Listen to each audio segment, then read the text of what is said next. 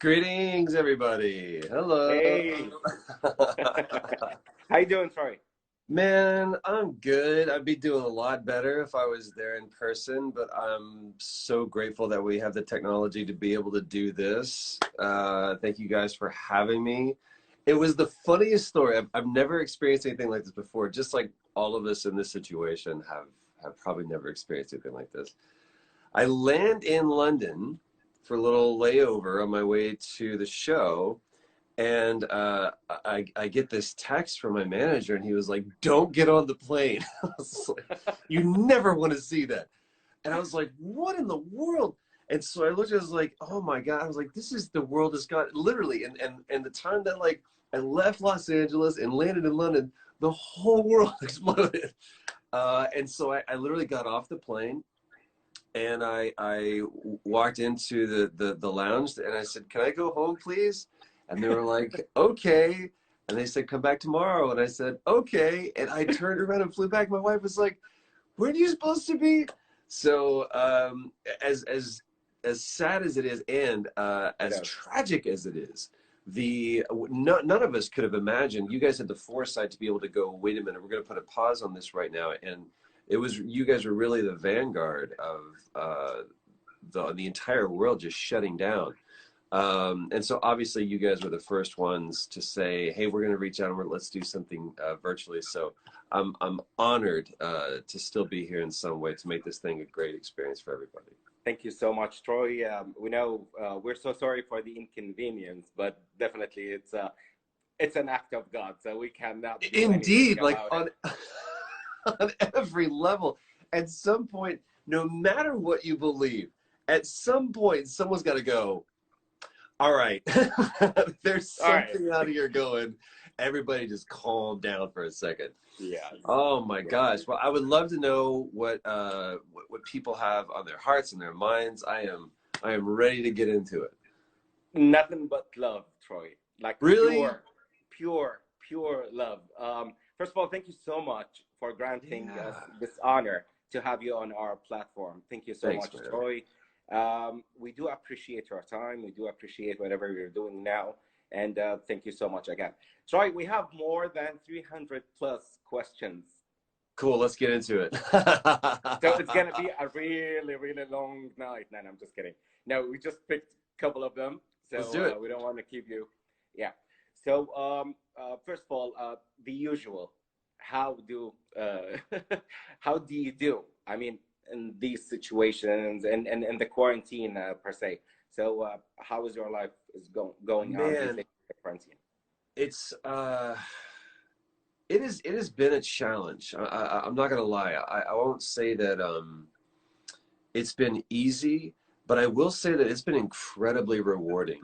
Hmm. That trip at the end of February to come to see you guys would have kicked off this entire press tour for The Last of Us, and and a couple of other titles. So I would have been on the road for about 3 months, Hmm. and I would have missed out. Like my son, he's 2 years old, Oh, and he has a favorite Beatles album now, wow. and he walks around the house singing, Yellow Submarine, Yes, sir. and he knows all four Beatles. Right now, he's for some reason a little partial to Ringo, and we'll have words for that when he gets older. But Indeed, it, it's indeed. it, there's those things that I would have missed. And my wife is a photographer. She's an incredible photographer, and Hmm. her entire business just went nope because there's no events Yes, sir. uh, to be able to shoot. So we've been really able to like dig into each other and be this really cool unit, and we get great hang time in the morning. So I'm grateful for that. And something that I've found to be pretty universally true is that the truly creative and the truly ambitious people right now are thriving. And I think Yes. back to all throughout history, the Renaissance happened after the plague, right? So a lot of times we need this kind of uh, leveling moment Mhm. historically for everyone to go, all right, we need to find some light because there's a whole lot of dark. And so people turn to music, film, TV, games, and find community in that. Especially, we've never been so isolated. And because as much as I used to make fun of the social media platforms, and I was like, I can't keep up. There's Reddit, there's Tumblr, there's TikTok. I don't know how to TikTok. I don't want to TikTok. All of these social media platforms, it was preparing us for this time to be able to go, you're not alone. So it has been a great opportunity for me to really rebrand what I'm doing and where my focuses lie. To create some great music and content with people that I truly love collaborating with. And fortunately, people still need video games and cartoons. So Yes, sir. I haven't stopped working. I've got my booth over there, and right now you might even hear the whirring of fans. There's so much gear in here. It gets really, really warm. And so I have to keep it as cool as possible. So fortunately, I've been just every day I'm either working on a show, working on a game, or creating content. So I've been busy, man. It's been a very, very rewarding time, but still equally a challenge. Perfect, perfect. And yeah, I have to also express my deepest, our deepest gratitude, sir, for Yeah. taking that time and yeah, just to communicate with your fans around the globe and so on. It's awesome. Sure, Awesome. that's what this is all about, right? This is about Awesome. connecting with people and maintaining that conversation so that we don't feel like we're kind of out here alone. Perfect. All right, sorry. Let's get down to business. All right. So I have a question Okay. from iFunko Pop Kuwait saying, Okay. who's the choice of preference? I mean, when it comes to the best Joker in motion picture, Oh since you man. played Joker. So who do you prefer? Of specifically people in film? Yes. Man, come on now. Look, I if know. I was on the fence, I'm gonna go back a ways. Okay.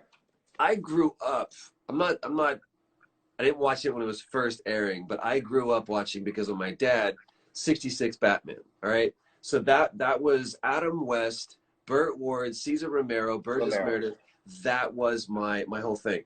And Uh-huh. then as I got a little bit older, it was Justice League. And so my Batman and that whole mythos has constantly been in flux.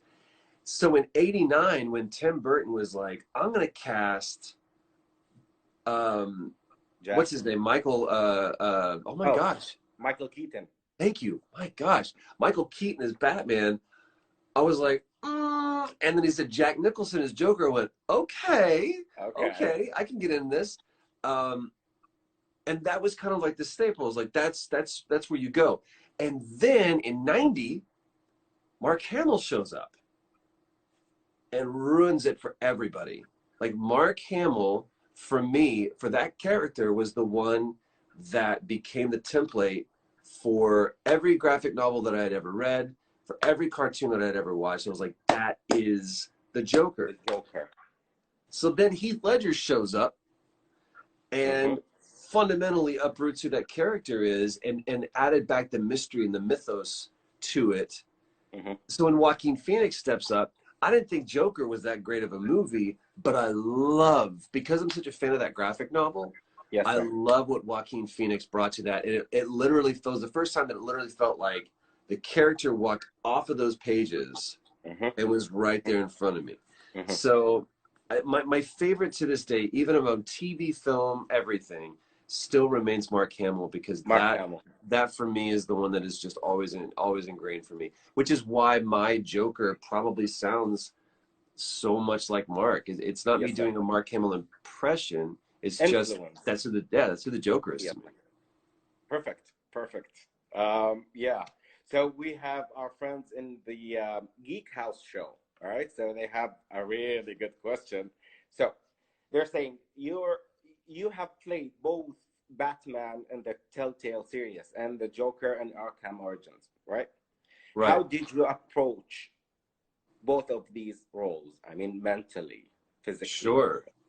Specifically with Telltale, I mean, going into a Telltale game as a fan of Telltale, I played Mm-hmm. Monkey Island. I played Back to the Future is, if you Yes. haven't played the Back to the Future game, Yes. it's the fourth Amazing. movie. Yes, sir. It's so good. Jurassic Park is whatever, but Back to the Future is awesome. And then Yes, of sir. course they changed games when they did not only Wolf Among Us, but especially Walking Dead. Yes, So sir. I went in going, I know what this thing is going to be. I know what it's going to look like. We had the first Telltale game that I've been in was Borderlands, so I understood how that team worked. For me as Batman, the thing that I love the most about what they're doing is really giving equal time between Batman and Bruce Wayne, because and we would have long conversations about this. Bruce Wayne is just as much of a mask, if not more, than Batman. So that the real person that Bruce Wayne is, or who Batman really is outside of both of those masks. So to me, he employs a mask, whichever one he wants to. So I feel like we really had the opportunity to kind of delve into that and give, the reason why we play games is so that we have agency. And that helped me kind of go in going, well, we're a multiple choice kind of game, right? We've got this branching narrative that we can do. So what kind of Batman do you want to be? What kind of Bruce do you want to be? And what kind of relationships do you want to develop? That's about as far into RPGs as I typically go, because I will be lost in an RPG.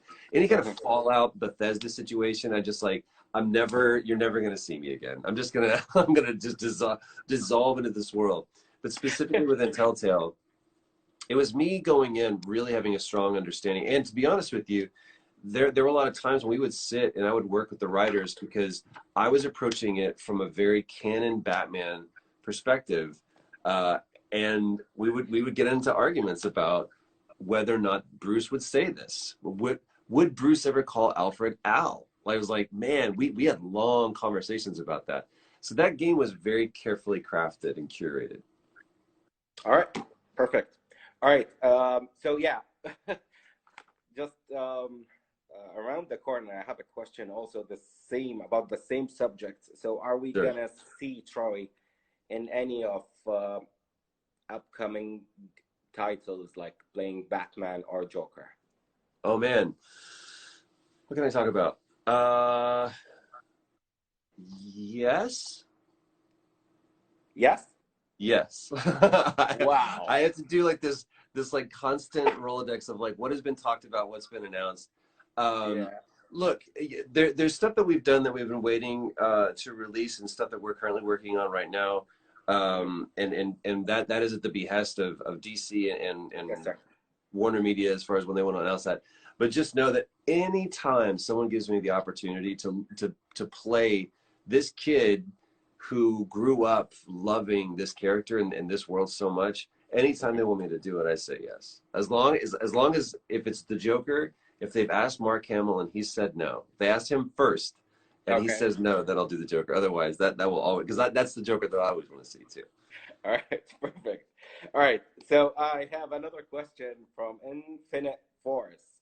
Cool. Are we going to see you in the new God of War title? I don't know. Look, I literally have behind me, I don't know if you can see it. No, it's right up there. That was a gift from, can I pan up and see that? Weep, there it is. Yes. Yeah. That was something that I played Magni and Nolan North played Magni, Bodhi. yes. And Orcus also, yeah. And that honestly was just Corey Barlog just throwing us a bone, because we're fans of him.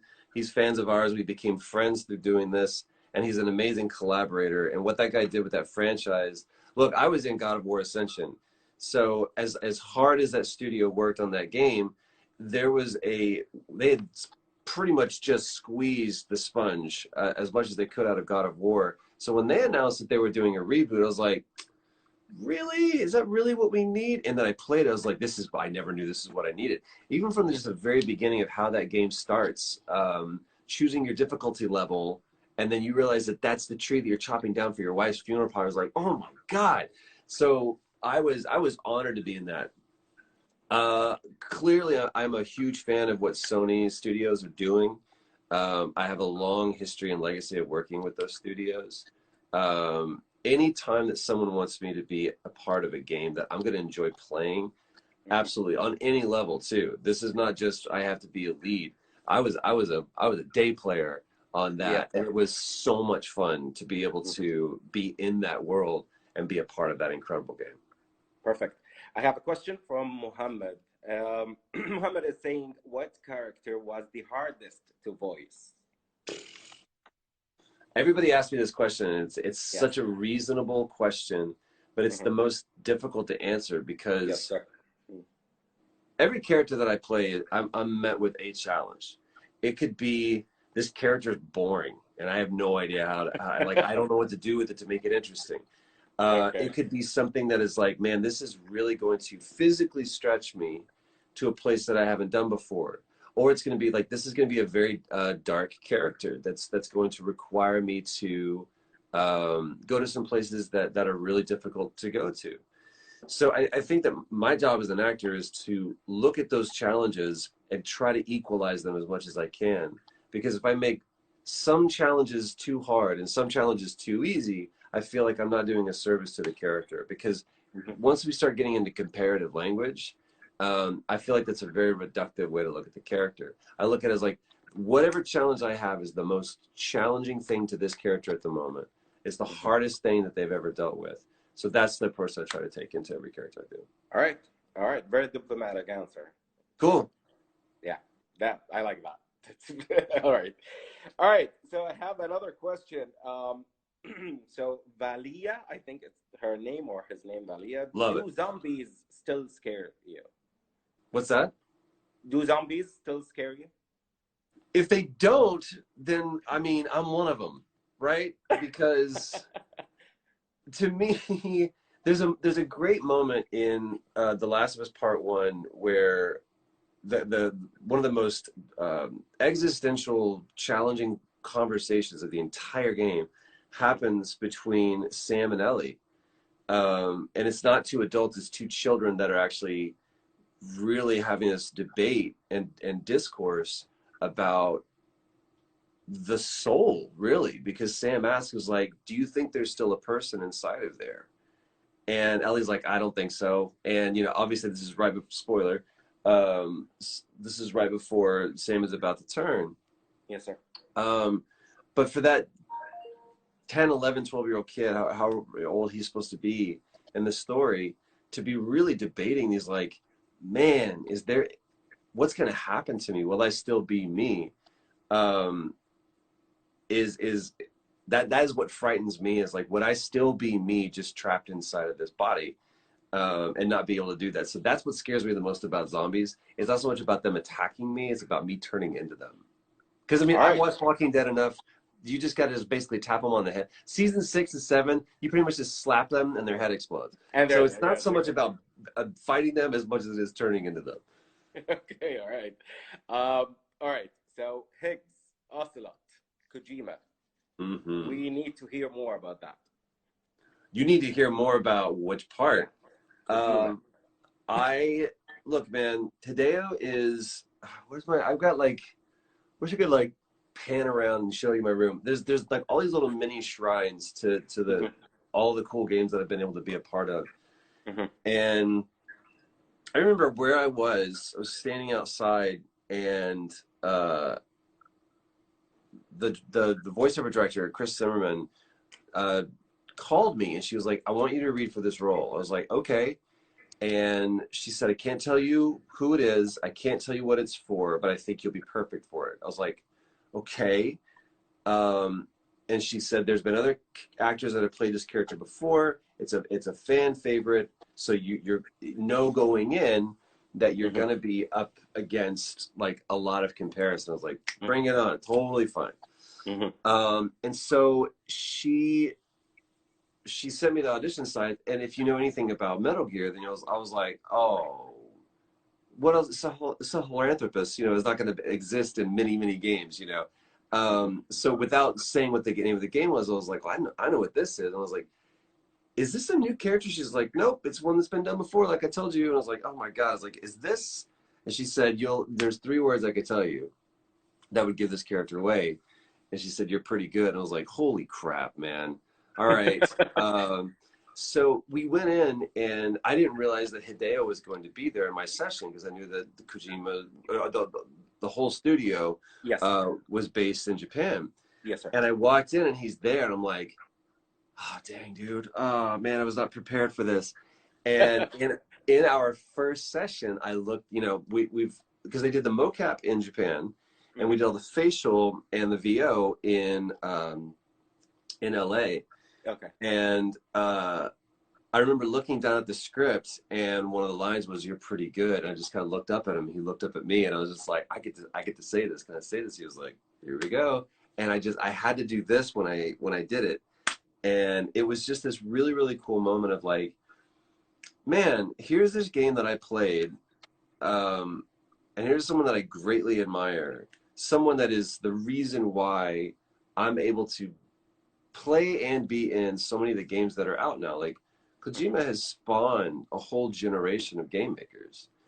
That was a cool enough moment. Every moment that has happened subsequent to that, and when he says, "I have another game that I want you to be in," like, sure, man, of course, whenever you want. I never thought it would, you know, I would find myself working with Norman, especially on the stage and on a game that turned out to be pretty prophetic too. Like Death Stranding, who knew that that was the game? Is like, by the way, and I think that Higgs was into masks before anybody else was. So we're just gonna call it hipster Higgs. So yeah, hopefully that satisfies whatever itch you have to hear of stories. But I've got stories for days of nothing but the kindness and genius that is Hideo Kojima. All right. Okay. So fans or people are going crazy right now. They want us to ask you about The Last of Us 2. Sure. So just bear with me, guys, before we go into that. Okay. So I have a question from the Hub. So the Hub, those guys are amazing. They're cool. One of them is actually, you know, one of them, Mutlik. So he's asking about your favorite. Yeah, and he says hi, by the way. So he's asking about the favorite project. So it's a project, not a character. So what is your favorite project? It's still so hard. This is the same reason why someone says, "What's your favorite character to play?" or "What's your favorite line?" It's like, how do I, or what's your toughest challenge? For some reason, for me, it's really hard to distill something down to a single choice, and maybe it has everything to do with just fear of commitment. I have no idea. But specifically, like, favorite project, when you coming off the conversation of talking about working with Hideo Kojima, I could stop there, right? I'm great. That's awesome. I got to do that. But then I get the opportunity to play a character that has had such an impact on people with The Last of Us, and that story that has resonated with so many people, that is still permeating through culture right now in a very dynamic way. And for good and for bad, I get to be at the epicenter of that, along with a great team of people and a cast and crew of people that are making and crafting an incredible story. That game changed my life. It taught me so much about being an actor. And then I got to make, you know, BioShock Infinite, which again is a huge fan of BioShock. And Ken Levine is a dear friend. So it's like, I started going through the Rolodex of some pretty incredible projects that I've been able to be a part of. I'm like, man, how do I elevate this one above any of the other ones and say, this is the one that's my favorite?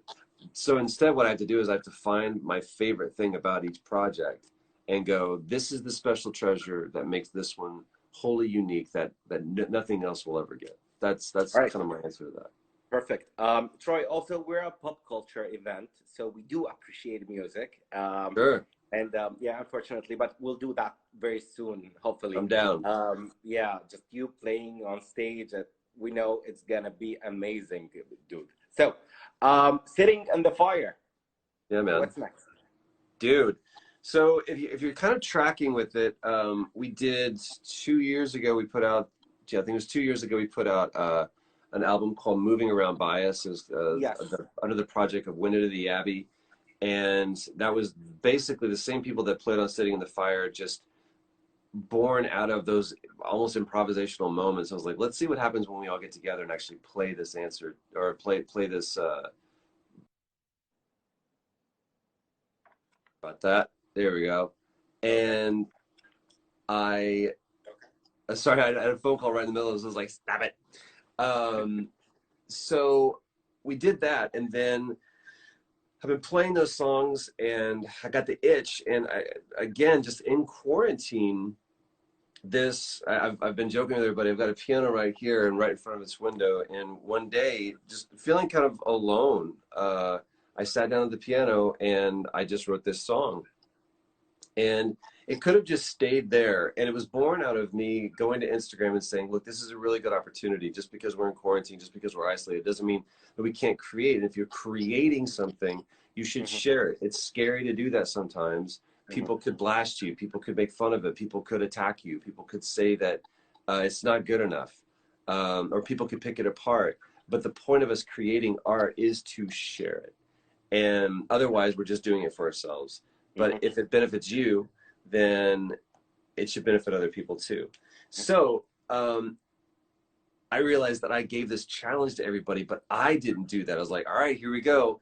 I got to share this with you. And so I just played a little bit of the song that I wrote, and people really latched onto it. And they were like, thank you. I needed to hear that. I'm like, all right, we got to turn this into a song. So I reached out to the same guys that went to the Abbey. I was like, is there a way that we could actually do this all in isolation? Yes. Cut to 3 weeks later, we recorded, released, and recorded, wrote, recorded, and released a song completely in quarantine with almost 100 people participating, and everybody recorded in isolation. We had almost 83 singers from all over the world submit their vocals. We put it into this song. We had Bear McCreary from Battlestar Galactica and just did a slew of other stuff. His violinist, Paul Cartwright, did an entire string section at home. Panic at the Disco's saxophone player, Jesse Malloy, did a horn section at home. We had all these great players, and we put this song out. It's called Breathe under the band Window to the Abbey. And it's even today I'm like getting messages from people saying that it's really something that they needed to hear. And I think the most beautiful part about it is that it is a great song, but that somebody took a good idea that I had, and because we did it together, because we created together, it made something truly great. Perfect. God bless Troy. All right, so let's go to The Last of Us. People are killing me.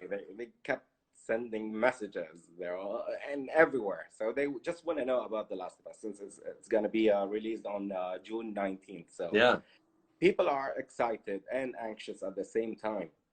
So I cannot ask you a specific question, but I'll just, whatever you want to say, just go ahead and tell us about The Last of Us. So your intake about The Last of Us 2. I wrote something to Neil today because I don't know how to fully articulate the amount of respect that I have for that man and how much my respect for him has grown. Neil has been with Naughty Dog for I think it's 15 years, maybe 20. All right. Maybe, but he's done everything. Like he was the lead designer on the Uncharted. I think Uncharted 2 or 3. He was lead designer. Maybe in 2 he was lead designer. He's had such a he's been so involved in the evolution and the growth of that studio that he understands it and understands the care and the attention that goes into every game that's being made. So here he and Bruce Straley, they set out and they create this franchise together. It wins all of the awards, wins all of the hearts of all of the gamers. And then they ponder and they go, should we make another one? And they were totally fine with not doing another one. And then Neil felt there was more to the story to tell. And so he told that story. And that after everything that has happened over the last 6 years, the rumors and the speculations, then the release and the celebration, and then all of this controversy that's happened in the last couple of weeks. Yes, sir. Which unfortunately has taken the spotlight what I love is that there's still this, by and large, the majority of people are going, I still want to know more about this story. I still want to know more about this experience. And Neil has taken the brunt of a lot of this. And I respect him because he said, look, there's times when I receive, you know, from the public, I'm going to receive credit that doesn't go to me. And I can't spend time fending off, so I pass that credit along to the team. He was like, so I'm going to take responsibility, whether it's mine or not. I'm like, dude, unfair credit or undue credit and undue blame. And I was like, I respect that. But I sent him something this morning. I was reading something. A lot of us are familiar with the phrase, blood is thicker than water.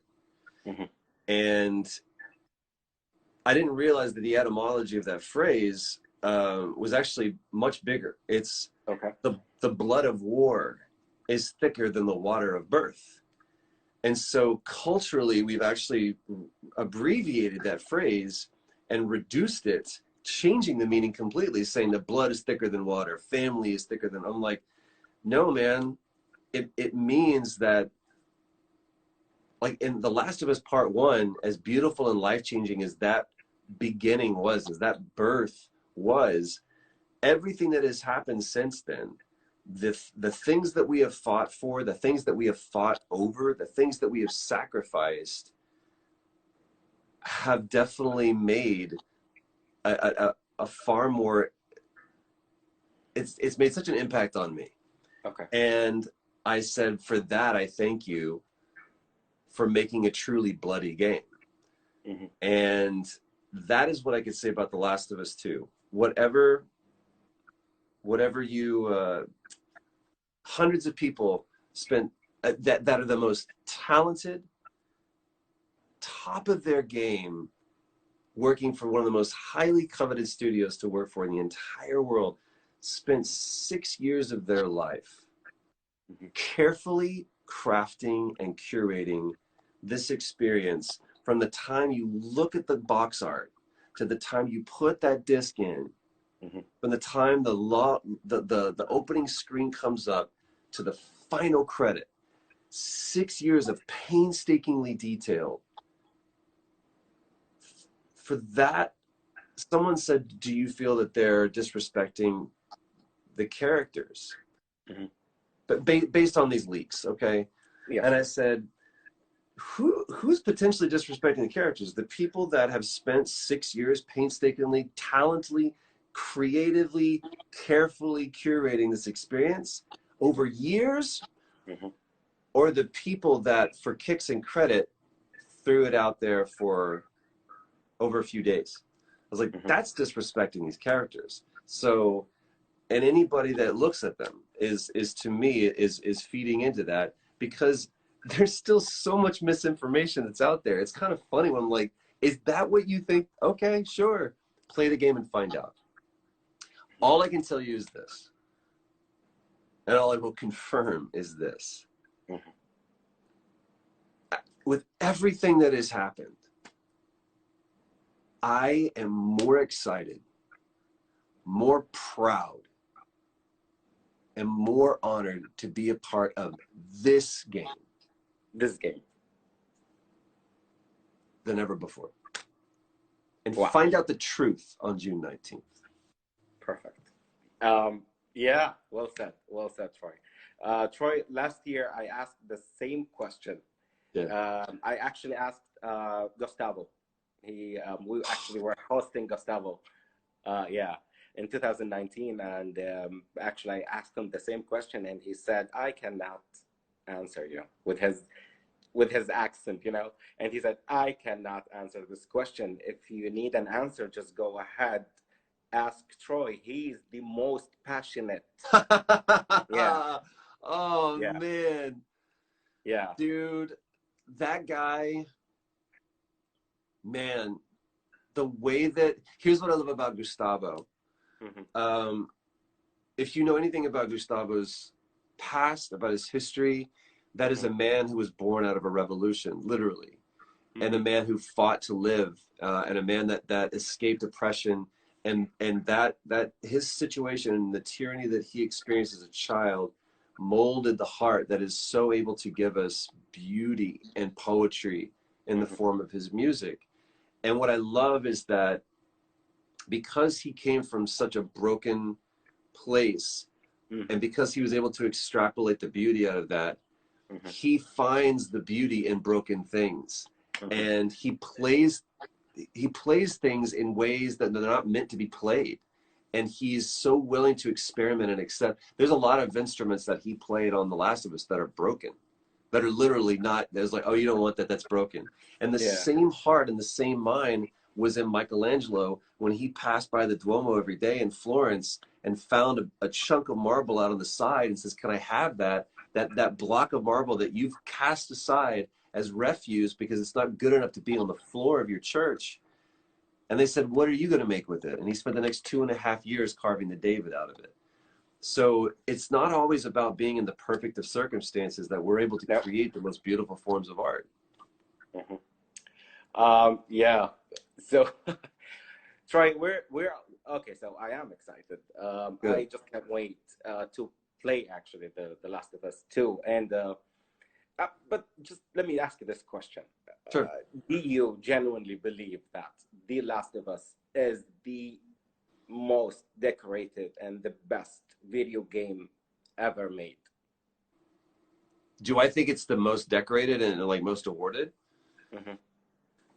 I mean, that's a quantifiable thing. I think that you can look and see, look, accolades and awards and accomplishments and the game of the year. The reason why I love that specifically for games, like if a movie wins best Oscar, right, or BAFTA, the actor that's in that won that, their quote goes up, right? That doesn't happen in games.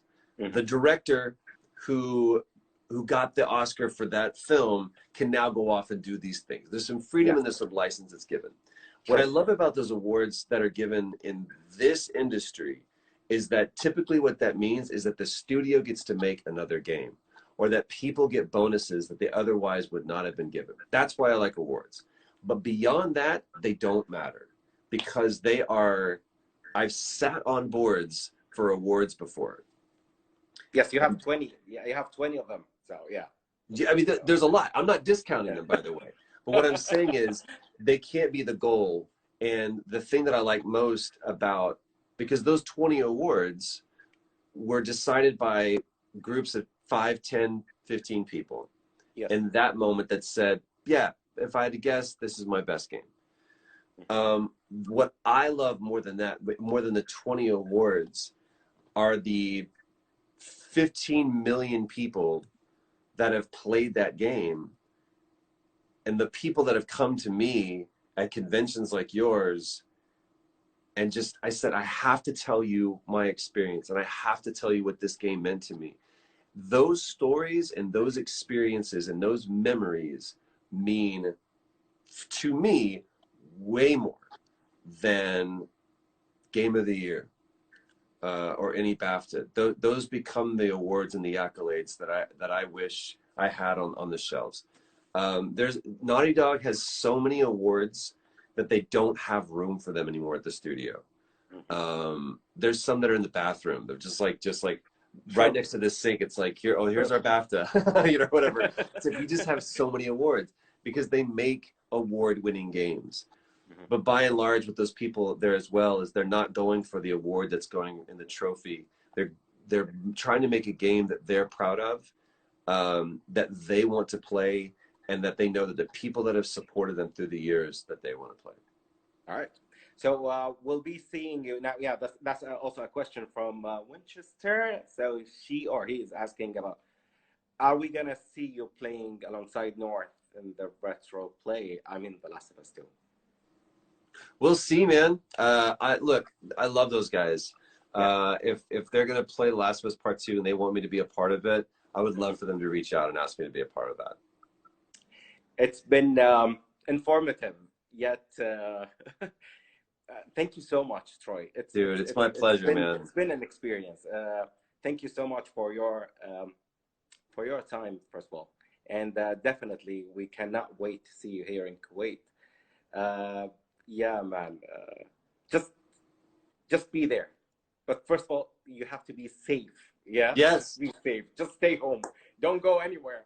that's look. The beauty of this is that if history has shown us anything, no matter what challenge, this is why we play games.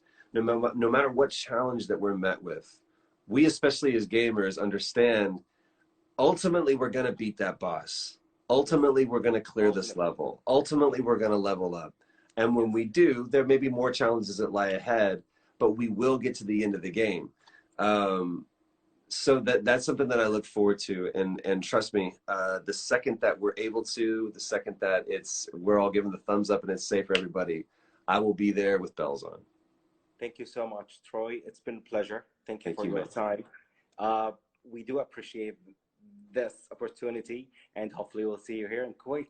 I look forward to it, guys. Thanks so much. Talk to you soon. You have a good day. Thank you. Bye bye. Bye bye.